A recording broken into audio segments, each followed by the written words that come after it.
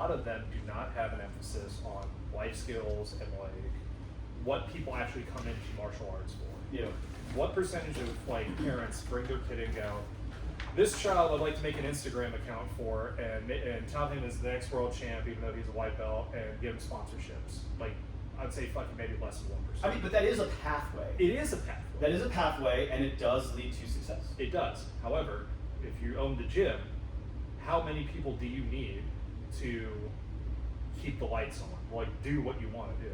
Like, you can absolutely have a really good competitor, and you can have, like, you know, encourage them and train them and do all that great stuff, but you cannot neglect, you know, the majority of the people who come in, because I've had a lot of people talk to me who had kids at different schools, and they're like, we quit after like 2 months. I'm like, why? What happened? They're like, well, basically you have a core group of your 10 kids that are your world champs or your medal chasers, whatever you want to call them.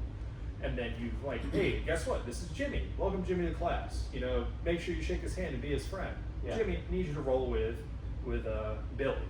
Billy's one of my yellow belts who just came back from Pans and got first place. And Billy just beats the shit out of him. Yeah. Like, because kids are not like inherently evil or anything, but if you tell two kids to compete and wrestle, they're gonna wrestle as hard as they can usually, right? Or yeah. At a certain age. At a certain age, yes. At a certain age, they'll start to do that. So like, Jimmy, at the younger age, they're like, yeah, they do my favorite, like Judo, they just grab each other, just fall to the side. Yeah. Like, hey, whatever. But your first day in class, like, and you're, we'll say like 8 or 9, and you're getting smoked, it's not fun. You're like, okay, now in order to get to where Jimmy is, you need to be doing this for like 2 years.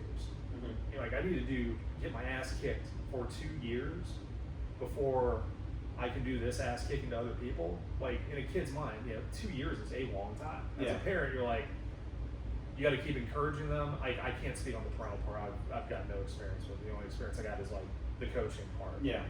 But you can do both. You just have to be mindful of it. Like, the accolades, like you talk about, great, you have world champs. Like, that's for like higher belts if you want to come in and be like, when you look at a place to go train at when you're traveling, you look like, oh, who is it? Like, oh, Barrett Yoshida's over here. I'm absolutely going to go train with him versus Jimmy's, Taekwondo Emporium that has a Krav Maga class once a week that does groundwork with a guy who got the Grace University online blue belt.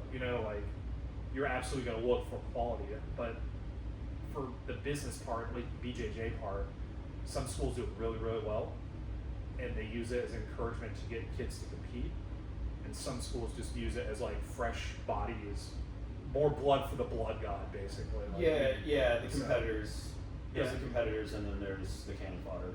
Yeah, and it's which one are you gonna be? You have to pick, Yeah, that's kind of a hard path. Like, you can encourage a kid to like figure it out. Some kids can absolutely just go like, I'm gonna be that guy. Like, you're gonna, or that girl, whatever you want to be. Like, I'm gonna be that bastard. I'm gonna be that bitch.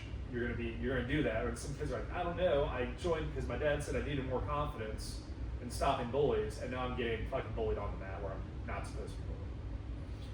And it was interesting. So Cole Stanley, his well-rounded grappler podcast, he recently interviewed Colton Brown, who was Judo Olympian, so on and so forth, and then Shinkaro Higashi, pretty big on YouTube. He was a national champion, but he's got his 6th degree red and white world belt, so on and so forth in New York.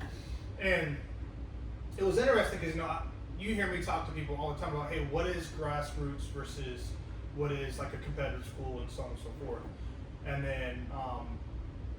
then I highlight them on your eco stuff. So like, okay, in Austin's head, grassroots is, again, just the mom and dad working, coming here, they just want to lose weight, or they just want to, have some fun, decompress, whatever. Sitting there with the kids, learning, life skills, whatever, right? We know what that is, and of course we know what competition is.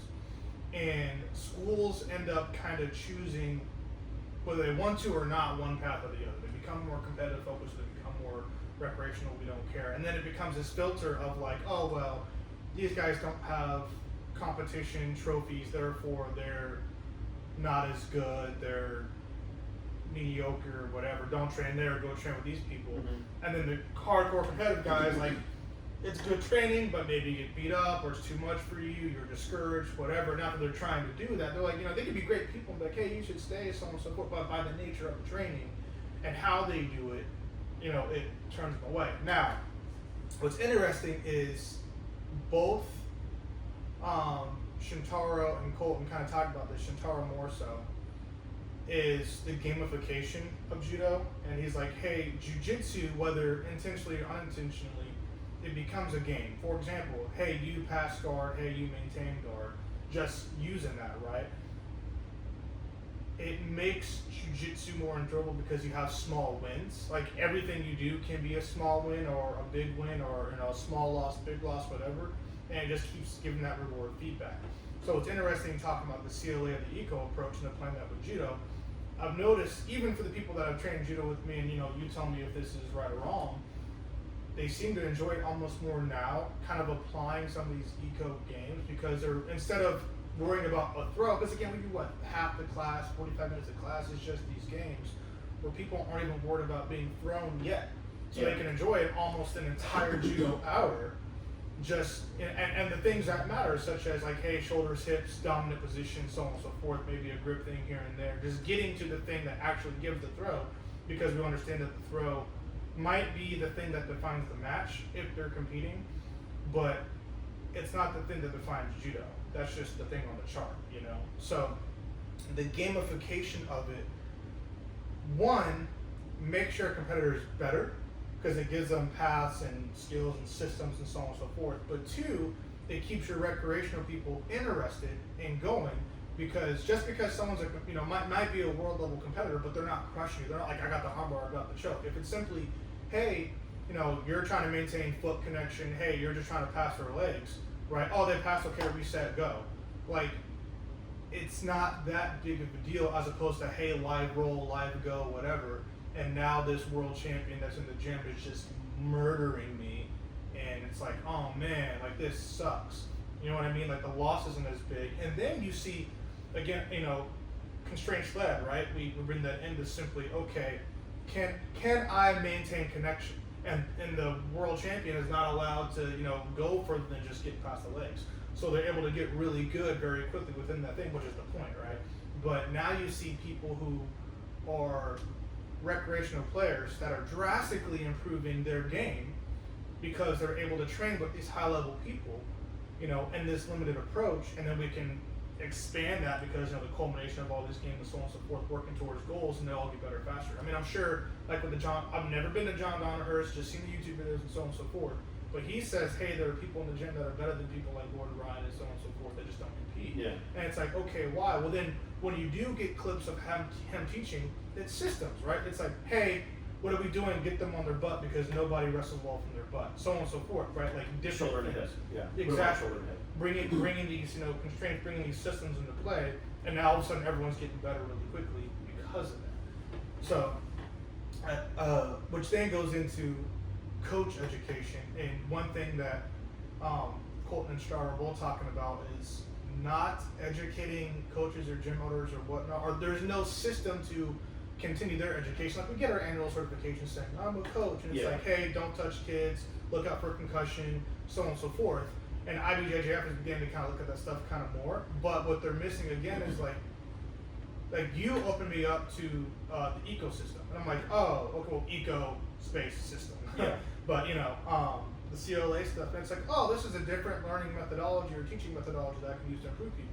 And it's like, okay, what are these other learning systems and how do they apply to judo? And I'm like, man, if the organization could bring more of that attention into the sport, I wonder how drastically that could affect the landscape, not only in making better competitors, but also appealing to our recreational folks. Does that make sense? Because now you have a different method that can make your competitors better, but also keep your recreational people wanting to stay with your gym because they're not worried about getting smashed by this guy. If that makes sense. No, it does make sense because and I think that's kind of like where the culture comes in to play, like with BJJ. There is culture, but it's not like the culture you're used to. Mm-hmm. And it's funny too because I point this out sometimes and people laugh about it. It's like, we consider, a lot of people consider Brazilian Jiu-Jitsu not a traditional martial art, even though it's older than Taekwondo, that we do consider a traditional martial art, because Taekwondo was invented in 54, thereabouts, right? But it allows for, CLA method, like however you want to teach, however you want to do it, right? Because go back to traditional background, it's you will do this form, you'll do this kata. There's only one way to do it. And if you do it wrong, you're wrong. Like that's really it. You're gonna front kick this way. Any other way to do it, any other way that works for you is wrong.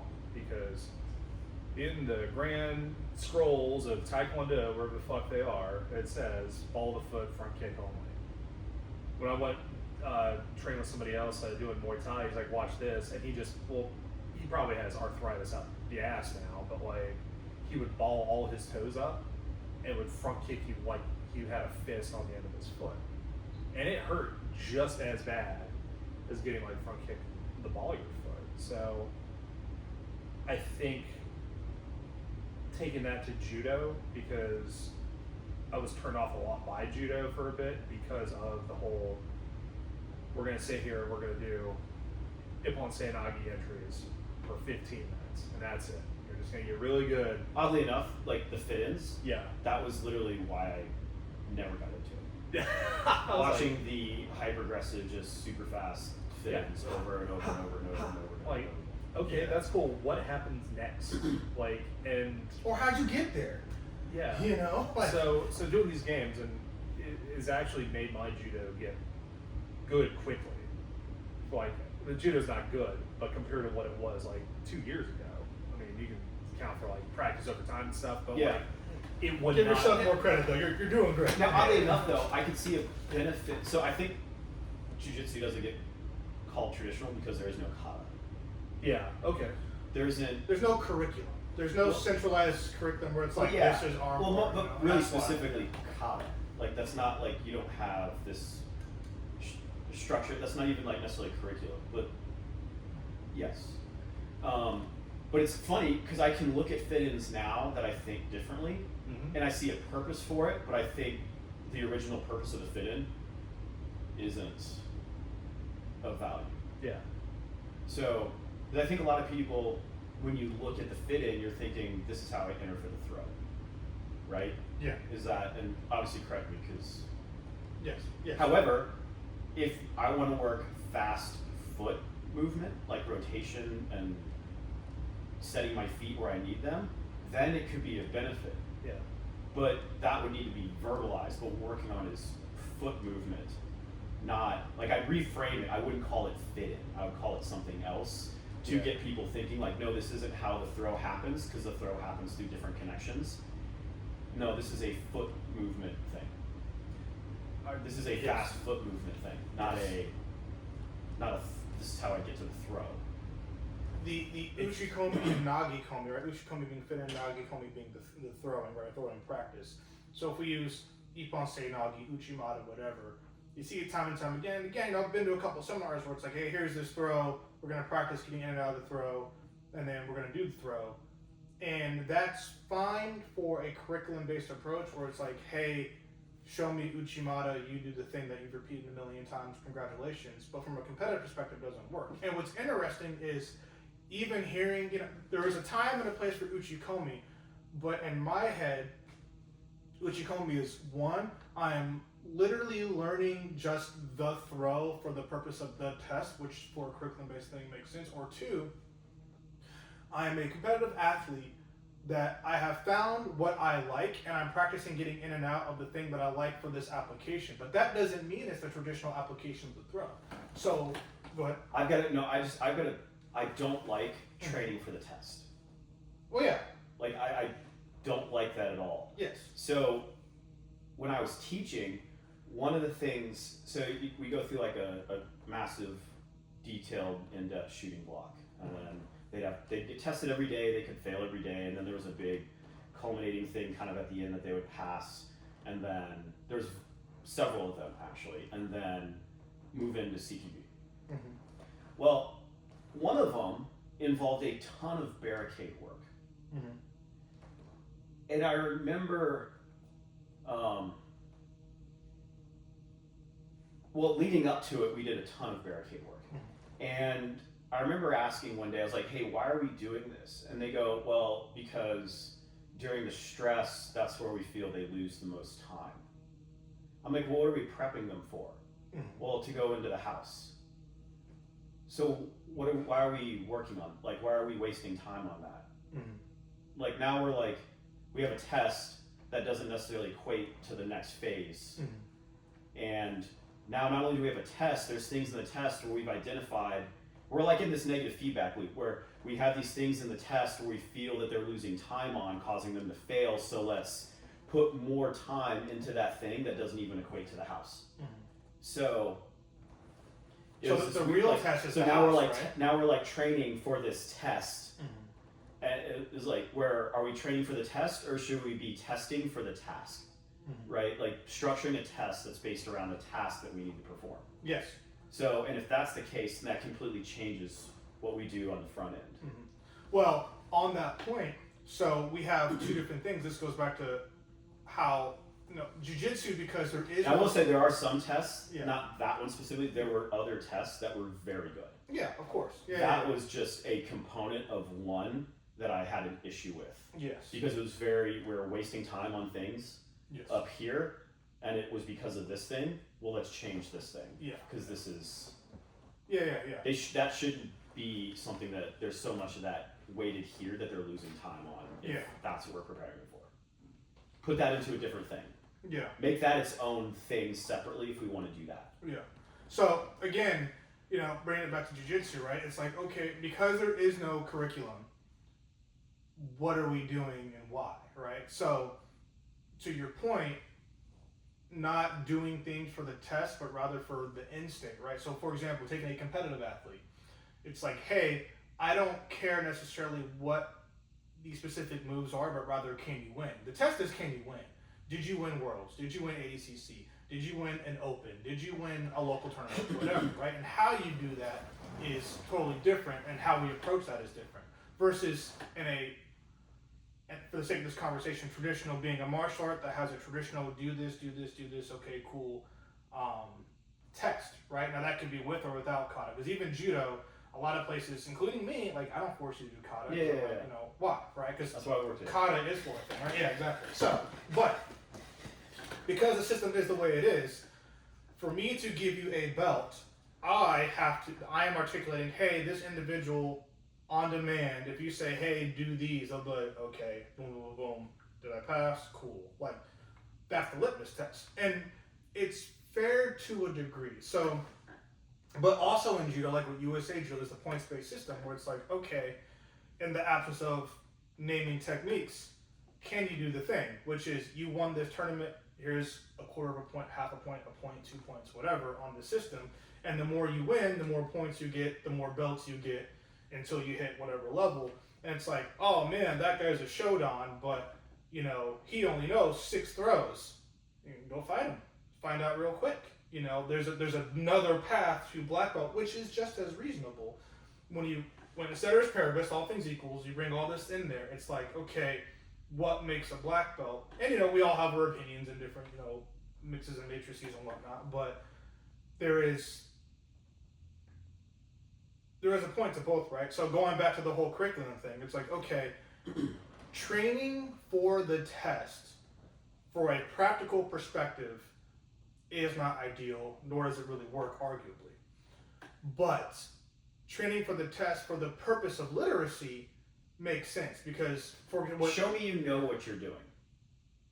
In a sense, right? Yes. So that you might at certain levels not be able to do it. Yeah. But you can show me that you know what you're supposed to do. Yes. Right? Exactly. So, like, I don't care if you know a specific guard pass. If you know what the roadmap looks like. Yes. Right? Yes. So this benefits several ways. So it's interesting because you like fundamentals and principles, and that's kind of what we try to teach to versus technique. The technique will show itself. Yes. Right? And it's like a roadmap would look like the way that John says it, where it's basically get past the feet, past the legs, past the hip line. At some point, lower your center of gravity, get chest to chest, and then control the head. Well, that's a pretty decent roadmap, right? That shows you what you should be doing. And then it also allows you to, now, if you can understand that, you might not be able to do it, but you can pose very pointed questions to, what do I do here? Like, I'm finding myself here on the roadmap and I'm stuck.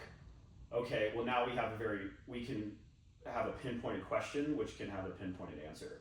Versus, we've all seen it with lower belts where you're trying to help coach them and you're like, hey, what are you doing? Mm-hmm. And the answer is, I don't know. Mm-hmm. Right? Well, it's because they don't even know where they're supposed to go. They know guard pass, side control, armbar. Mm-hmm. There's no connection or what they should be doing in order to try to get there, right? Mm-hmm. And then, I'm going to butcher this, but Greg has another way of looking at it, because he looks at you'd have to argue like fundamentals and principles, like which one's which. So John is one and then Greg's got another one, where it's basically like you isolate, immobilize in order to get inside position, in order to isolate, immobilize to break or strangle. Mm-hmm. So basically you work outside in to work back outside, right? Okay.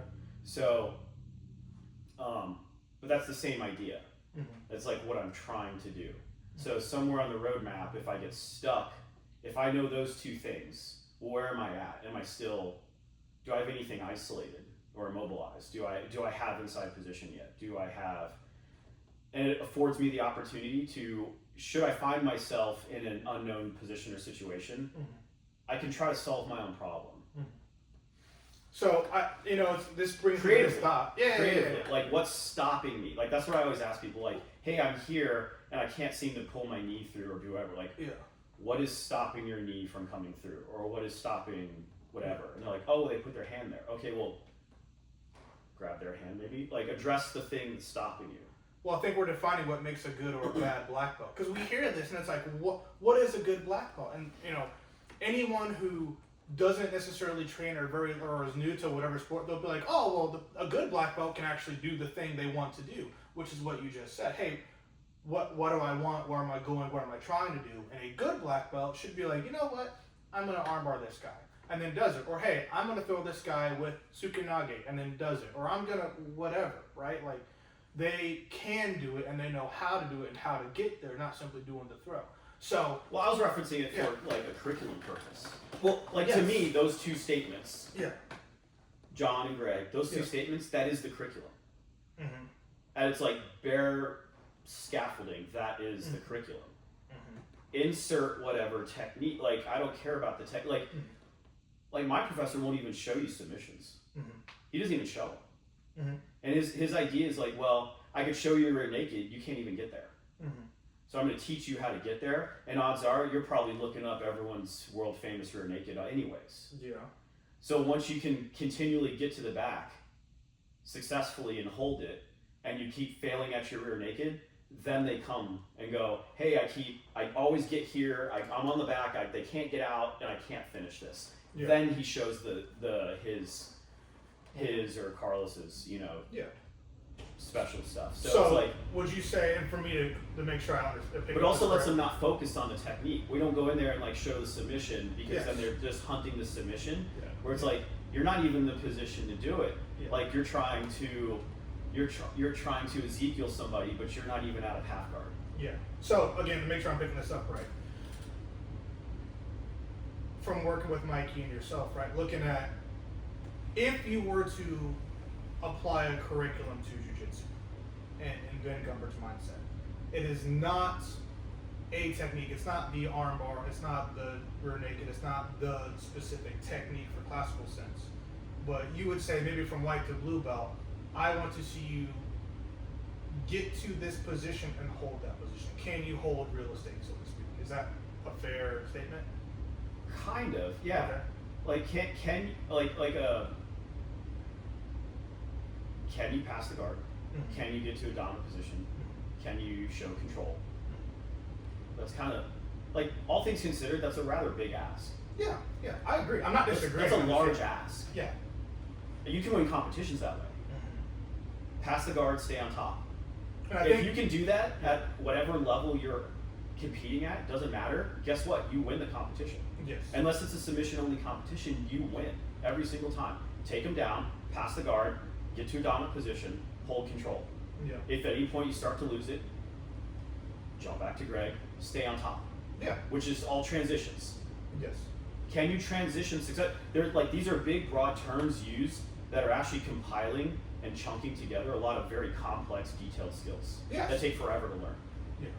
By the time you can get where you can do that, and then it's like you're looking at that bouquet of arms going, break me. You know, like so by the time you're like, sure, I'll honor your request. Like I don't even need to teach you the break. Like you'll see it, and if you fail at that, well then the questions come like, hey, I'm here, the arm's there, I just can't seem to. Well, you're flat. Go that way. Yeah. As those small corrections. Yeah. It's. So I think this. I want you hunting the position. I want you hunting the control. I want you hunting the kazushi. I want you passing the guard. I want you, Well, I think we're learning saying the these same things. thing. Yeah. The actual specific like submission that comes later. You know, like that's the. Yeah. And I think we're saying it shifts the focus. Yeah, I know when our classes were applying the same thing, but for the sake of conversation, so going back to like a traditional martial art like Judo, and it's like, okay, the test is, can you do these throws? Like, show me Uchimata, cool. Show me Kesikatana, cool. But what are we actually doing? So I think the mindset behind it was not a better, I won't say better, but another way to do it, say, it's like, okay, for your yellow belt, let's, you need to know what, like 4 throws, okay? If you can show me static, let's say like Osoto Guard, right? Okay, cool, Osoto Guard, one of the first those people learns for better or for worse, cool. But the question you asked back when I was at Aries, you were like, hey, can you Uchimata everybody in the room? And that was a big... Specifically, what's your favorite throw? Yeah, what's my favorite throw? And can you do it to everybody in the room? And if you can't, why is it your favorite throw? Yeah. It's like, that's a big ask, right? But that is one of the reasons why we work together now. But so specifically, it's like, okay, if you know Osoto Gari, or you think you know Osoto Gari, can you hit it during Randori and or a tournament? If you can't, do you know Osoto Gari? It goes all the way back to that first conversation we had. So if you claim to know 4 throws to qualify for yellow belt, can you hit 4 throws? Whatever 4 throws they are, can you hit them in an actual session? Yeah. And if not, I don't think you know them yet. So it's my job as a coach to go back and talk to you about these, principles and fundamentals and things, so that you can apply whatever 4 techniques. Yeah, and if you start with pursuing the fundamental, what will happen is you start helping people understand their game much faster. Absolutely. Because you're not teaching specific techniques for the sake of techniques as an isolated situation, so you have an isolated answer to an isolated problem, right? Not addressing what the technique is actually doing, right? So you wind up with, you heard me mention this the other day, where I was referencing the question of, hey, I always get here to this position. Okay, well now we start to uncover your game. Yeah. So now it's understanding like, okay, how do you always get there? Yes. And so by teaching this way, you're not trying to pass on my judo, my jujitsu to someone else. I'm not trying to force it on them. I'm giving them a philosophy and a mindset of fundamentals and principles that allow them to take their own orientation and life experience to solve their own problems, because it's not going to be me there on the day to do it. They're going to do it. Yes. So we start catering now over a class of however many are in the room. You actually have individual classes happening at once. Yes. Right? Absolutely. So this would be an interesting judo test. You might cut this out. This would be an interesting judo test. I just thought of this. They would start with Shomi Kazushi. Okay. And they give certain references. What's up? They give certain references for Kazushi. Like, okay, show me Kazushi to such an extent that without tripping them or something, you put them on their back. Okay. Right? So now there's more of an understanding of Kazushi outside of... Yeah. Rob, I'm not picking you up by doing this. No. Yeah. Am I lifting you? Like, I'm not going to lift you by doing, So, it'd be show me Kazushi, and then you start to see their understanding of Kazushi. And then it would be show me Uki and Sumi. Okay? And then it would build off of those 2 things. It would be show me one or the other. Uki Otoshi and Sumi Otoshi specifically. it would be, and again, I don't know if you're going to keep this piece, but because this is something that I want us to cover in our own stuff, but it would be now you start adding, show me one or the other, and use your foot to finish. And it'd be like, okay, and then you keep going and see show me a different variation using your foot, show me a different variation using your foot. Okay, once that's exhausted in both directions, it'd be, okay, now connect with your hip. And then once that's exhausted, it'd be now connect with your shoulders. And it'd be like, you start showing this other thing, and you're literally building off those two. Exactly. And probably by the end of it, you've probably covered just about everything on the chart. Absolutely. Right? So we're saying the same thing. Yeah, it'd be an interesting way to, but what the student is going to start learning is, hey, here's the base, which is hunting for kazushi, and then there's only these two, and then everything else is that plus a little more. Yes. So to your credit and to your point, you're spot on, because one of the fundamental problems I have as a judoka, okay, is time and time again, going back to the traditional curriculum, right? It's like, okay, oh, well, you can't just show me any four throws, like show me a hand technique, a hip technique, a sacrifice technique, and a leg technique. Okay, cool, but why? And it goes back to that. The thing that's missing is the fundamental principle. It's like, okay, cool, you may show me Osoto Gari, Ippon Seiyonagi, Ogoshi, and let's say Yoko Otoshi for a sacrifice. Great, or Commonalities. It's like, cool, but one, you can't apply it, and two, do you actually understand why you're able to do this? And one, absolutely how that works. And then two, again, going back to the idea of what's a good versus a bad black belt. Well, people will say a good black belt is someone, oh, they're winning, they can fight, they're going to beat you, whatnot, but why? And what happens a lot of times when we go back to the culture thing, right, where it's like, okay, you have a kid or an adult who's really good and can smash everybody. And that person may not be able to necessarily tell you why they're beating you, but maybe, like, oh, I'm just more athletic, or I'm stronger, or whatnot. It's easy to kind of say that. But we analyze these things, these fundamentals, whether it's owning hips, shoulders, whatever, right? How to pass, climbing legs, stuff, whatever. What I think, and maybe I shouldn't say a good black belt, but a good instructor, okay, is now able to refine that stuff and bring them back to that thing that actually matters.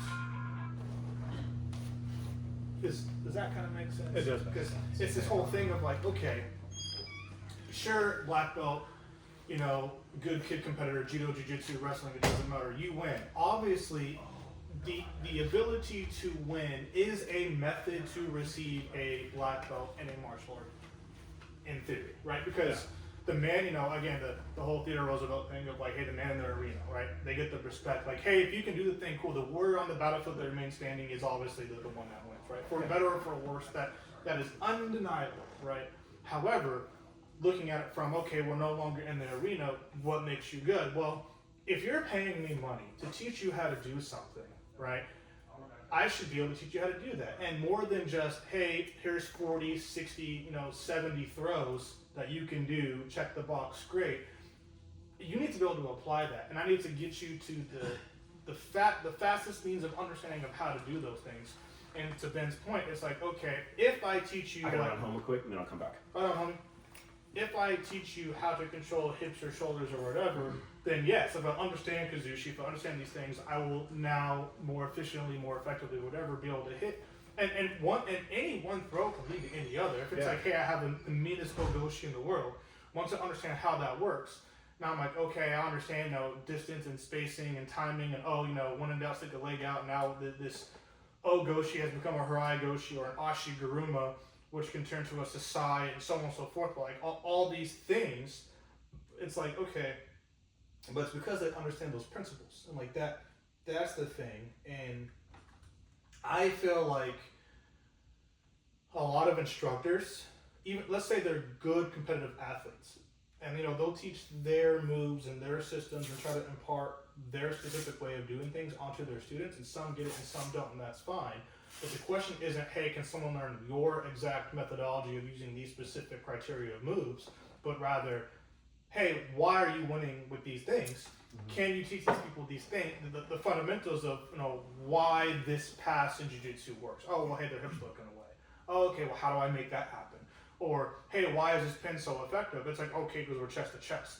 And I'm able to affect the shoulders, so when they try to oopa or whatever, they can no longer do the same thing with the throw. It's like, okay, hey, nose over toes. Okay, well, that's forward and backward or side to side. And then based upon the angle and the movement, now I can hit a throw. And that doesn't mean that it has to be Osotogari. It's like, oh, well, if they're leaning, at this angle, well, maybe that is Sumi-Otoshi. Maybe it is Osotogari. Okay, maybe it is, a Ko-Uchi-Gari or whatever, attacking in that same angle. And recognizing angles. Like, oh, you're off balance at this angle, therefore on this chart, I know that like these 10 throws are all options at this angle, and now I go. And I don't teach you, oh, this throw is, I don't take the time to be like, well, this throw is the throw for this angle. That's not the point. The point is once they teach you the understanding of off balance and base and taking them off balance and removing their base and so on and so forth, and it just happens to be at this angle, you should be able to de facto attack that angle without even knowing the throws hypothetically. If I'm like, hey, they're off balance here, I want you to put them on the ground. Kind of like with the angle video I did, the Ippon Seyanagi with Jordan. I was like, hey, throw me, and I moved, and now it didn't work. I'm like, okay, I moved immediately from this position, don't change, attack me, make me fall. And he was like, oh, and he did something, and I fell. And it's like, okay, cool, hey class, what was this throw? People were like, oh, well, it was this, or maybe it was this. I'm like, okay, hey, notice how none of that matters. For, like IJF rule set, can you define the throw for it to count? I mean, sure, that's a thing, but like outside of the nuances of competition, if the goal is simply put them on their back, did he achieve that task? Yes. We can figure out the name later, but put me on my back, and did you understand how to do that? Like those things. And I think that is really what defines a good instructor versus a bad instructor at that point. But it's interesting, going back to your background on like Taekwondo and Muay Thai and MMA. Yeah. Thinking of it from this framework, what would be some of those core principles or foundational things that you're like, okay, hey, it's not this is a jab, this is a cross, this is a hook, this is an overhand. What are the things that make it so when I decide to throw a strike, those strike would be not only connecting but effective on impact? What are those things that back those up? Honestly, like you can teach the technique all day long. There's kind of like you get immediate feedback sometimes with it too. So like when you go into sparring, if I'm not covering when I jab, usually your coach or if you have more experienced training partners, going to immediately smack you or give you a jab right back because you're not covering, or they're going to tell you. Core print to kind of get used to it. I mean, for a lot of it, like pad work's cool and all. Pad work gets you in the muscle memory of doing the stuff, but really it's the practical application of kind of trial and error. So like, I could sit here, like, I was showing Nick movement drill and like jab cross movement drill all day long, right? And then saying like, hey, this is kind of like where you need to be positioned or throw a kick, things of that nature. But it doesn't really stick, in my opinion, until you try it and you whiff it, and you're like, why didn't that work? So I think it, like boxing and kickboxing, Muay Thai, MMA even, is really like a very feedback heavy, like live feedback heavy type of training. Whereas like, talk about Taekwondo, majority of my time doing Taekwondo was learning the forms, learning the katas, say whatever you want. If you want to be a traditionalist, I don't care. And all of classes, the majority of the classes you go to are just doing forms. That's it. Like you do a warm up, you do your jumping jacks. You're in line with like 20 other people. First 5 moves, ready to go. You're doing that. And then, I'm familiar. I know. I've done it. Yeah. So I mean, like, and the instructor comes around, is like, oh, hey. Your high block looks good, but I need you to pull this other hand in tighter when you chamber. And I mean, that's like a 1 to 20 ratio of feedback. If, like, that makes sense. Versus like a private lesson. Why a private lesson is really popular, because you get one-on-one feedback from a lot of shit. And I mean, that's all arts all together. But I mean, you cannot do a lot of the drills in jiu-jitsu, judo, kickboxing, boxing, MMA without a partner.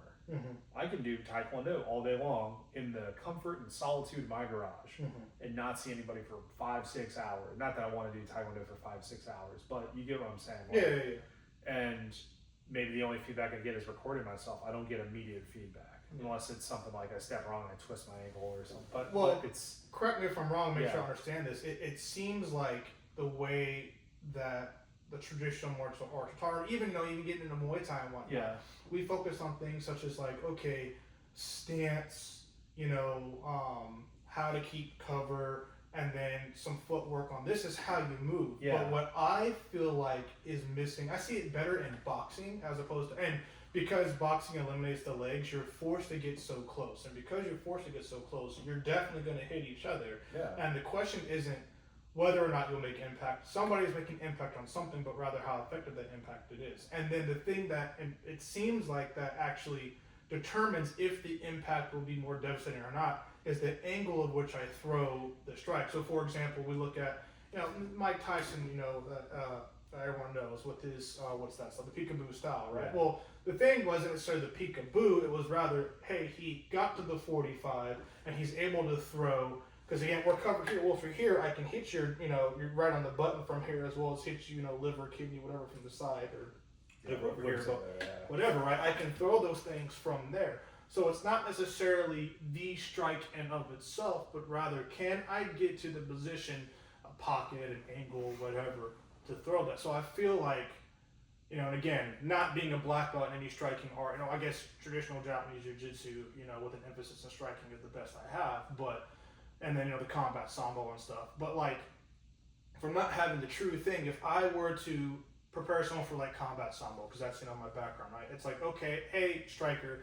your goal is not necessarily to just throw hard strikes, but rather, can you use your movement to get to a position? So maybe like, if we're teaching a class, it's like, all right, focusing on the idea of like a devastating strike. It's like, hey, the game would be, hey, get to the first person to actually get to the 45 wins, and not and maybe like, so I think like wearing body armor stuff can be kind of lame, but maybe this is a point where like the application would be good.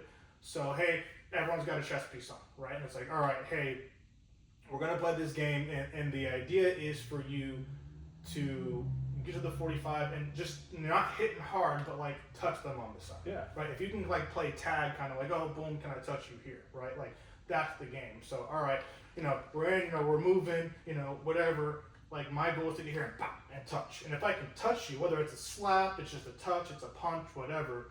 Hence the armor, because people kind of get carried away at times. If I can touch you there, cool. And and we can go from hands and then be like, okay, now can you touch with hand or with foot? Yeah. And if you can, and the idea isn't necessarily the strike in of itself, okay? The idea is, can I get to a position where I can touch you there? And maybe like that's the warm up and how we start. And then from there, it's like, okay, now we take a step back. Hey, what worked, what didn't work? Oh, a lot of people notice looping things, or maybe I'm switching the things where now I can come straight, or so on and so forth. That's like, okay, now we take a step back. And then it's like, all right, let's analyze the strikes we use for this position, and then we improve, like, okay, this is how you throw, a cross or a hook. This is a roundhouse. But instead of teaching the strike first, it's, hey, we learn the position where we can inflict damage, and now we teach you or go over the strike specific to hurting in that aspect. And then they do that. It's like, okay, cool, and then we can escalate from there. So, or even, the idea of like, okay, even leg kicks. It's like, hey, today, maybe it's a kick focused class. It's like, hey, the goal is, can you touch their leg with your foot? That's all we're doing, right? And then go, and then watching people play this dancing game of like, oh, you can't touch my feet, because we make fun of point fighters, but Joe Rogan kind of talked about this. He's like, hey, we've yet to see a dominant point fighter in MMA, but once they figure it out, it's going to be devastating, because what people don't realize is like, point fighters are experts at getting in and out, at distance management, getting to a position where they can touch and get back, and like applying that skill set. Yeah. Unfortunately the rules, don't allow for force, but it's like, okay, if you took a point fighter who's already mastered, distance management, position of control, and now we take that, you know, I mean, I guess we kind of see something like, you know, like Wonder Boy and stuff like that, right? Yeah. And make it so it's like, okay, now we super emphasize the positional aspect. It's like, okay, you already know how to get in and out, okay? Now we're going to bring in the Muay Thai or the American kickboxing or whatnot to add impact. Same thing, hey, I want you to recognize opportunity and then bam, and then send it. And I bet you, I'm willing to bet those people are going to really do well when we come to full contact combat sports. So there is kind of one example, I think he was a little ahead of his, because he's from my Taekwondo organization, Anthony Pettis. Okay. So he was very, very good there for a while. Just, you know, MMA just sometimes people got your number. That's just how it is. Mm-hmm. But kind of going back to what you're talking about with these drills, like moving around and stuff like that. Yeah, I've always been taught, like, the goal is, like, we're not playing Street Fighter or Mortal Kombat. Mm-hmm. It's not one straight line back and forth. It is, how do you get out of the way? Mm-hmm. So, like, it was explained to me in Muay Thai, my goal is to step off at an angle, hit a combo, and when that person moves to go, oh my God, I'm getting hit, I move again to keep doing that. Yeah. And that's it. So, like, how do I, and I think that's kind of, like, I guess maybe some of the downfalls of some of the striking arts. Not saying that they're ineffective, but sometimes the way it's coached is, you know, back and forth. Like, we're going to practice front kicks to the stomach. So what do? Get in our stance, and we just go back and forth, standing in front of each other. That's great. But, like, I always talk about this in Taekwondo. Maybe it's not the best, like, viewpoint from some other instructors, you know, opinions or whatever. But, like, I always said, the forms and, you know, the movements, that's your textbook for the belt. Like, that is not, you're not fighting invisible ninjas. These are kind of like what you're supposed to know as, you know, like, we'll go like a yellow belt, right? Yeah. So yellow belt in my organization, you're supposed to have, you learn double knife hand block, jump front kicks, 4 different types, and I think, God, it's been forever since I've done this one. Yeah, knife hand up, high block, knife hand low block, right? So all you're doing is going from, like, this block to now you're going, like, this block, and now you can, instead of doing just regular front kicks, you got to learn how to jump and kick, whatever, right? So that's cool. Anything you do in the form, I am absolutely not going to do, like, if I had to fight somebody, I'm not going to go, okay, ready, and stop it, right? It's going to be something completely different. My jump front kick is not a jump, like, picking it up, getting as high as I can, beautiful, you know, you're getting your Christmas card of me doing a front kick, like, above my head or whatever. It's going to be like a space cover. Like, I'm going to, or a movement, I'm going to skip front kick, boom, like almost a push kick. And that's kind of like why I was never really good at form competition, but I was really good at sparring, because I'm like, I just need to figure out how to make this work now, right? Yes. So how do I get out of the way? How do I move? And it's a constant feedback loop, because at the end of the day, like, if you publish this, I am going to get hate mail for this. Forms world champions are great for people who can't fight. That's just my personal opinion, and, like, I'm not. I feel that way with Kata and Judo. Like, hey, Kata champions, they're cool to watch and beautiful demonstration of the art, and arguably that's a necessary thing, right? Like, hey, it truly you is. can do this, and it's beautiful, and Kata is such an expression of the beauty that is traditional martial arts. Yes. But if I put you in a cage, you're gonna get murdered, right? Like, those are different things. And I'm not saying world champions in, you know, form competition for Taekwondo can't fight their way out of a wet paper bag. Yeah. What I'm saying to me is, like, for my focus and kind of, if I want to do right by my students, I want to make sure that the practical application for whatever they're doing is going to be, like, you have to be able to do it. Like, there's different barriers to, like, whatever, like, you know, maybe getting scared, getting nervous first time, like, you know, that's why we spar, to get rid of that nervousness. And I mean, it all comes together, but I do appreciate form competition. It's a necessary evil, in my opinion. My old instructor, who's an 8th degree black belt now, laughed. Well, not laughed at me, but, you know, I was practicing my form, and he's like, man, it's never really been, you know, a lot of form competition for you, has it? Like, not really. So, like, having to learn and get good at it, especially now since I'm trying to avoid getting kicked in the head, concussions and stuff. It's been interesting. However, like going back to the core stuff, the movement, like, you know, martial arts, you think of like people just moving out of the way of techniques, or, you know, like effectively hitting people. So how can you be effective if I'm going to, like, you know, meaning it's going to be a square up? If I just go straight at it and like just start punching, like what percentage is actually going to hit him? Exactly. Not much. How do I get around? Like you talk about Mike Tyson, his peekaboo style worked because like his famous right body shot, right uppercut, not because he was standing directly in front of him, but because it looked maybe like he was, but he was off. Like, off center to the person every time.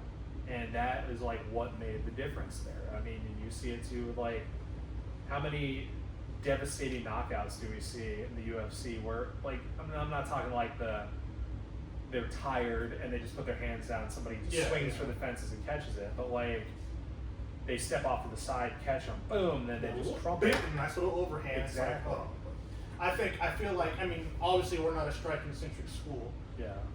But if we expand and I can, you know, focus more on the combat sambo and the combat jiu-jitsu for the, you know, Combat Jiu-Jitsu International Federation and that kind of stuff, right? Yeah. The full contact stuff. I'd be willing to bet and play and test with the idea of like, hey, instead of me, obviously, like, you have to teach someone, like, you need to know what a hook is, what a cross is, you know, what a jab is, like front, like you need to know what strike is. But besides the, hey, new person, throw a jab at the back, good job. It's now, you know, like, hey, once we understand like core basics, that's why you have like a white belt class, right? It's like, hey, now the game is get to this position. Hey, try to get to this position. Hey, can you get behind them? You know, can you, you know, like another game, something that's like, hey, touch their chest type of thing. So which teaches these guys how to like move and do this thing. And it's like, oh no, oh you can't get me, huh? But it's funny because just that, you know, that's a very square front game because, you know, we all start right here, right? Yeah. But what's interesting is once you begin to see how people move to avoid it, it's like, oh, once they do this, now I move to angle, now I have opening. So it's like, okay, we start here. Okay, now we know how to point that out. All right, now let's see if you can get to the 45. Oh, cool. Oh, hey, look, you're at 45. Okay, now we throw some of these strikes we've learned to like cause impact, cause damage, so on and so forth, right? And then once we add the grappling, because the reality is with the grappling, very little is done directly backwards, directly forward, right? Yeah, very absolutely. little. And especially you need to have Kazushi first, which is even harder. How do I get you in a compromised position to throw forwards and backwards? So it's like, all right, there's always some angular component. Once I've mastered the understanding of getting to a slight angle, and they're already, you know, defending or doing something to be, you know, getting an inch of Kazushi, even an inch of off balancing, now the throws are answered the problem. And then the striking compounds that because, you know, if I'm like here, I'm doing something, trying to hit right in the chest or get you to cover here, now you've moved, okay, cool, now I have that 45, which is exactly where I wanted to be, which opens up so many doors for throws. Now it's like, okay, boom, boom, add a little J-flow magic to it. I'm here, I'm playing with your hips, you're trying to defend the hip, boom, I, you know, knee down, Kosotogari, I foot swept through your underback, I'm covering up, you know, ankles, knees, hips, I'm here, dominant position, Ukagatame, knee on belly, I'm hitting, whatever, right? Like we're playing the game, but the game isn't what is the strike, the game is what is the position, the angle to, you know, to influence, and that's how we get in it. Well, and that's the beauty, right? We take, okay, it's these fundamentals, you know, body movement, you know, balance, angles, you know what I mean? And, you know, because we say what? Angles, connection, movement, right?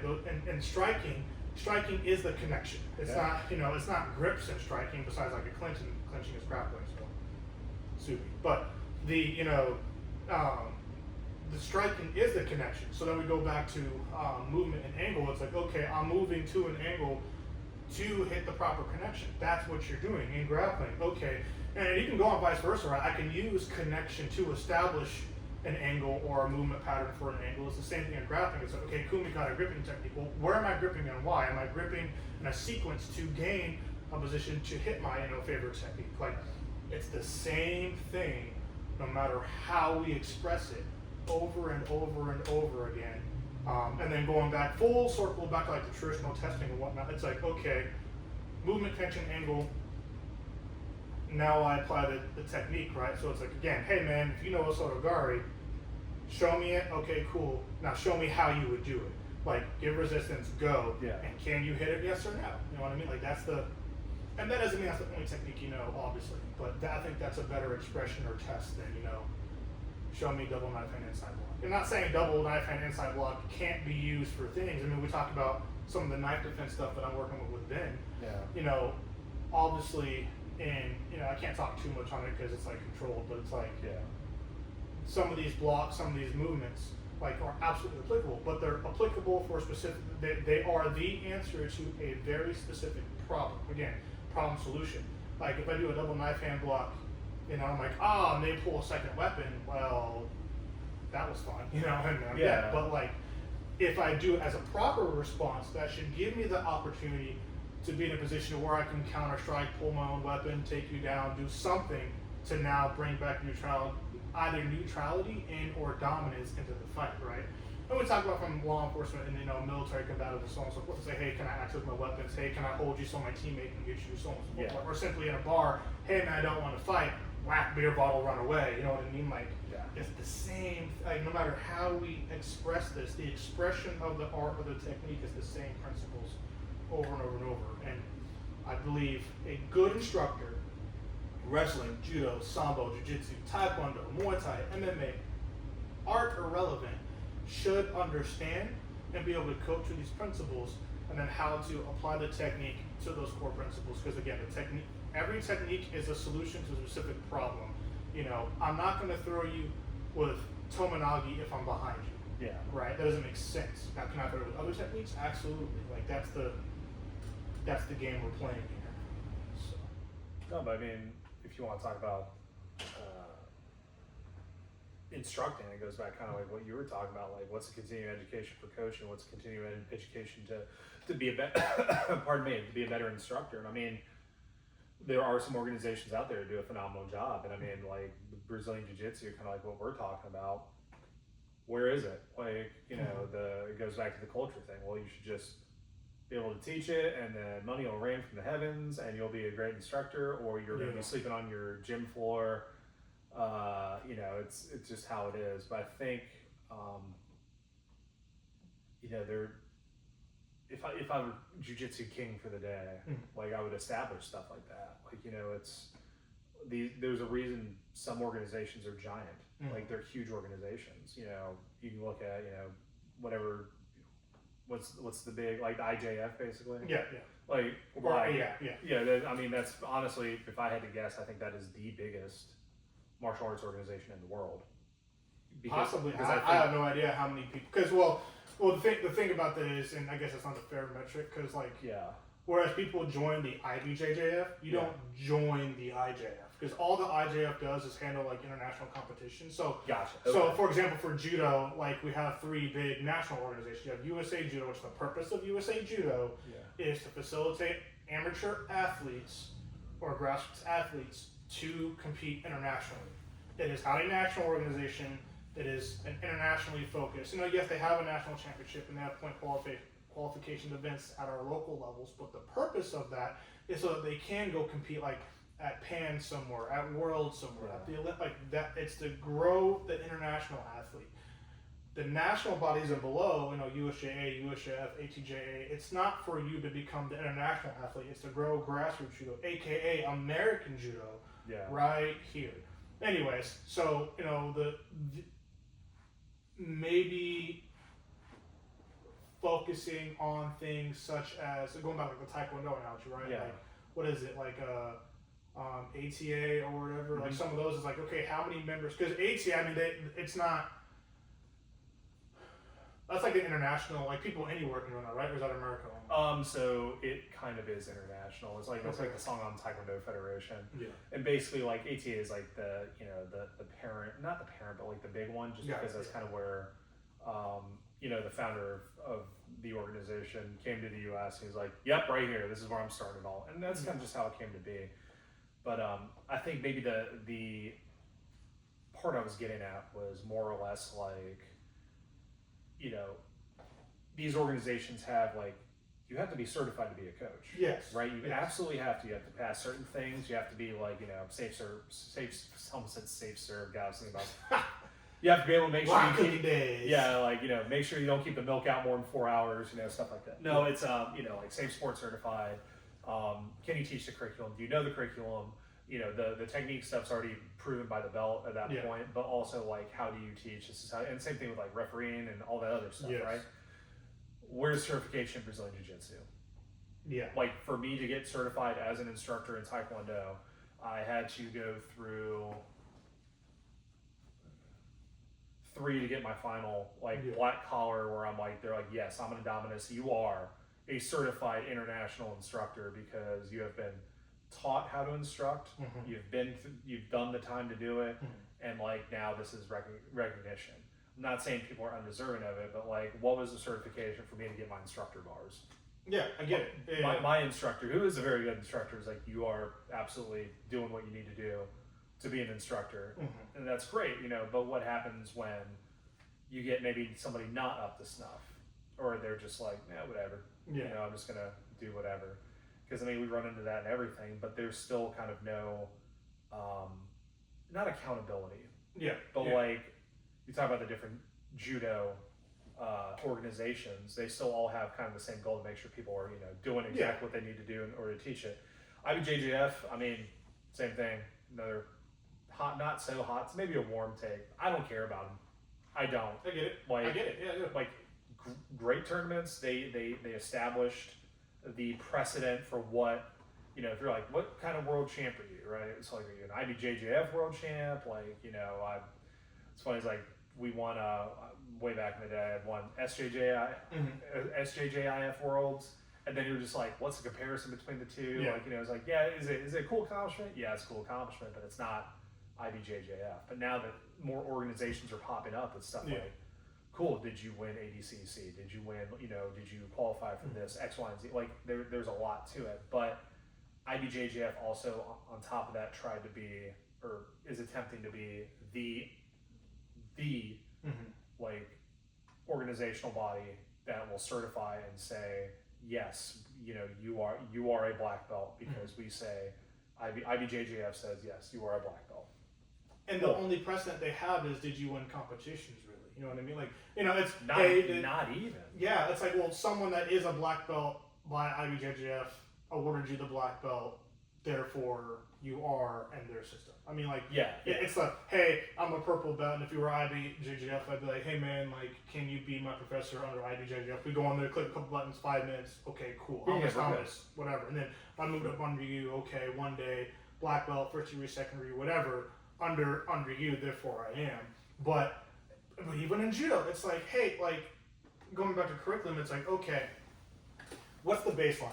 Arguably speaking, all right, hey, if you're a shodan in judo and if you actually pass the test, that means that you have statically demonstrated all these techniques. At minimum, you have statically demonstrated all these techniques. Okay, so hypothetically speaking, if you can demonstrate all 67 throws in judo, then like, hey man, show this person how to do this throw. Okay, at some base level, whether you're good or bad, it's not the conversation. The thing is, do you know the technique? All right, hey, show this person this technique. Does that make you a good coach? No, right? Again, good versus bad coach is the capability and capacity, you know, in which that you can bring up novices into intermediate to advanced level understandings, that is judo, and the application of thing as opposed to simply doing the thing. And I think that's the other thing that's important to differentiate, right? It's like, hey man, like, Austin's opinion, right? It's like, okay, the curriculum for judo up to third degree black belt, right? Ignoring competition. If they never compete, I think it's fair. Like, yep, you've done all the moves at these levels. Okay, therefore, like, you are this. Okay, local level coaching, sir. Simple. Hey man, show them how to do this. Can they do it? Cool. That is grassroots judo, and that's fair. And that gives us an entry level to teaching.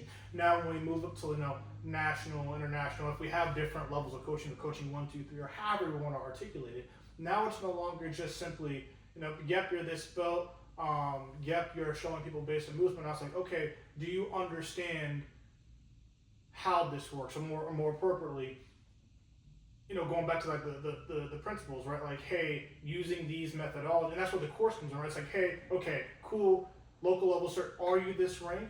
Okay, did you get your 6 more stuff done? Okay, cool. Yep, here's your local. There's not really, in my opinion, there's not really a test for that. You have the rank, you've done safe sport, you have a background check.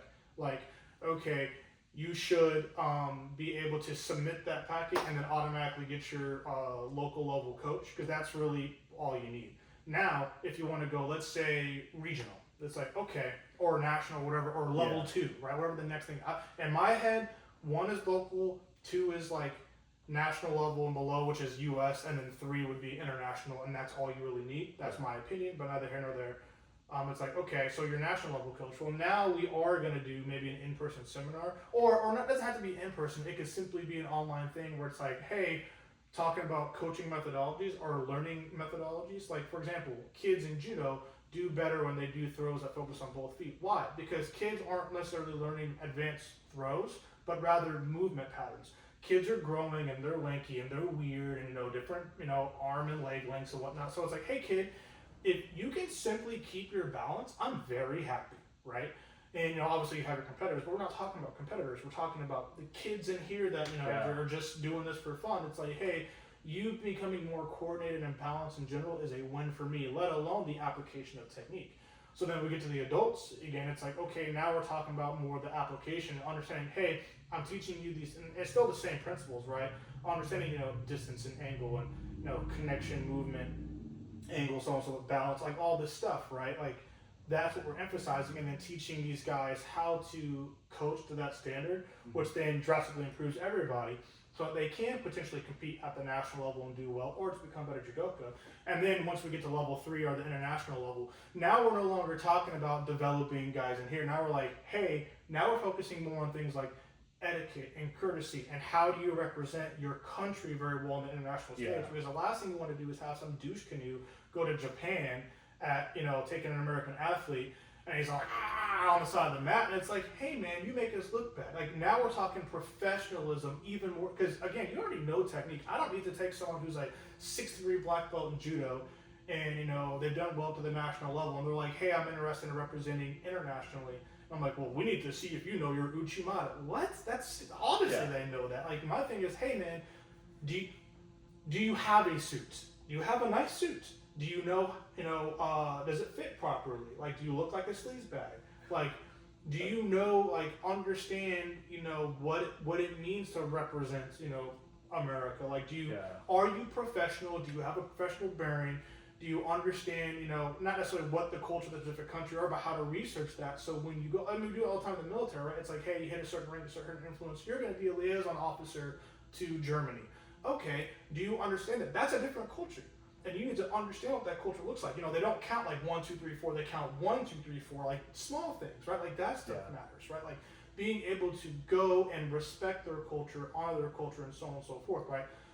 And then also like, hey, as a coach, can you help your athletes get passports? Can you help your athletes, make sure they understand the cultural implications of going overseas and how they need to honor Team USA and so on and so forth. Like, now we're talking about team management on an international level, and more so respecting, as opposed to, hey man, do you know Uchimata? Like, that's not the point anymore, right? So I think local is, do you know the thing? Well, your black belt should be enough for that. National level, it's like, okay, now we're actually raising competent athletes that could potentially be competitive. Don't have to be, right? But they're able to do the thing.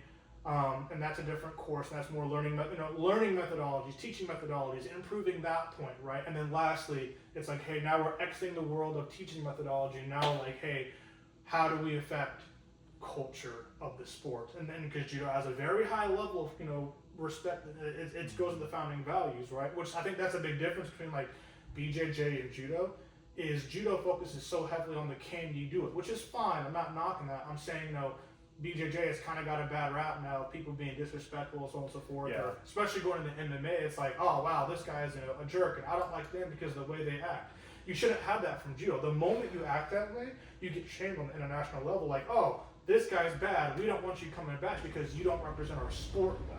So in BJJ, you can be a douchebag, but like, if you're good and you win, nobody cares. And that's the difference culturally between the two. So, good talk though. Yeah. Sorry about blasting your open up, but thanks for this. No, this conversation. is open, Matt. Yeah. like open mat ain't always